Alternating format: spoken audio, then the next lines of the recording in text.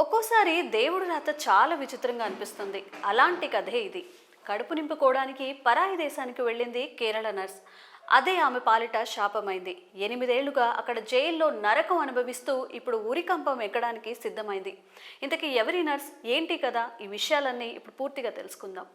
కేరళలోని పాలక్కడ్ జిల్లాకు చెందిన నిమిషా ప్రియ ఉపాధి కోసం 2014లో భర్త థామస్ కూతురుతో యెమెన్కి వెళ్లారు. ఆర్థిక కారణాల వల్ల భర్త థామస్, కూతురు కొద్ది రోజుల్లోనే స్వదేశానికి వచ్చేశారు. ప్రియా మాత్రం అక్కడ ఓ ప్రైవేట్ హాస్పిటల్లో నర్స్గా పనిచేస్తూ ఏడాది తర్వాత సొంతగా ఓ క్లినిక్ ఏర్పాటు చేసుకోవాలని భావించింది. ఇందుకు తన భర్త స్నేహితుడైన తలాల్ అబ్దో మహదీ సహాయం కోరింది. అక్కడ విదేశీయులు ఏదైనా సొంత వ్యాపారం లేదా సంస్థ ఏర్పాటు చేయడానికి అవసరమయ్యే లైసెన్స్ పొందాలంటే యెమెన్ జాతీయులు హామీ ఉండాల్సి ఉంటుంది. అందుకే ఆమె తలాల్ను సహాయం కోరింది. కానీ అతడు ప్రియాకు అలాంటి సహాయం ఏదీ చేయలేదు. దీంతో మరొకరి సహాయంతో ఓ క్లినిక్ ఏర్పాటు చేసుకుంది.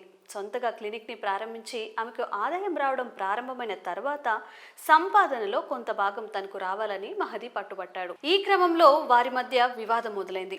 కొన్ని రోజుల తర్వాత ప్రియా తన భార్య అంటూ తలాల్ నకిలీ మ్యారేజ్ సర్టిఫికెట్ సృష్టించి ఆమెను వేధింపులకు గురిచేశాడు. దీంతో 2016లో ఆమె పోలీసులకు ఫిర్యాదు చేయడంతో అతన్ని అరెస్ట్ చేశారు.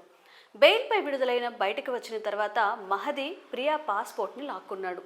తన పాస్పోర్ట్ ఇచ్చేయాలని ప్రియా పలుమార్లు అడిగినా అతను ససేమిరా అన్నాడు.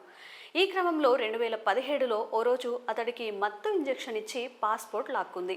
ఓవర్ డోస్ కారణంగా తలాల్ చనిపోగా తనకు క్లినిక్ ఏర్పాటుకు సహాయపడ్డ యమనీ అబ్దుల్ హనంతో కలిసి మృతదేహాన్ని ముక్కలు చేసి వాటర్ ట్యాంక్లో పడేసింది. ఆ తర్వాత తలాల్ శవాన్ని గుర్తించిన స్థానికులు పోలీసులకు ఫిర్యాదు చేయడంతో వెలుగులోకి వచ్చింది. ప్రియాతో పాటు అబ్దుల్ను పోలీసులు అదుపులోకి తీసుకున్నారు. విచారణలో ఇరువురు తమ నేరాన్ని అంగీకరించారు. ఈ కేసులో యెమెన్ కోర్టు ఆమెకు తొలుత యావజ్జీవిత ఖైదు, ఆ తర్వాత 2018లో దాన్ని మరణశిక్షగా మార్చింది. అయితే ఇప్పుడు నిమిషా ప్రియ క్షమాభిక్షను ఆ దేశ అధ్యక్షుడు రషద్ అల్ అలిమి తిరస్కరించారు. మరణశిక్షకు ఆమోదం తెలిపిన ఆయన అమలుకు నెల రోజులు గడువు ఇచ్చినట్లుగా సమాచారం. అయితే ఈ పరిణామాలపై కేంద్ర విదేశాంగ శాఖ విచారం వ్యక్తం చేసింది. నిజానికి ఈ విషయంలో మన విదేశాంగ శాఖ చేయాల్సిన అన్ని ప్రయత్నాలు చేసింది. అక్కడ చర్చల కోసం లాయర్ ఫీజు ఇప్పటికే 16 లక్షలు చెల్లించింది. కానీ ఫలితం లేకుండా పోయింది. మరి కేరళ నర్స్ ప్రియా విషయంలో మీ అభిప్రాయాల్ని కామెంట్స్ రూపంలో తెలియజేయండి.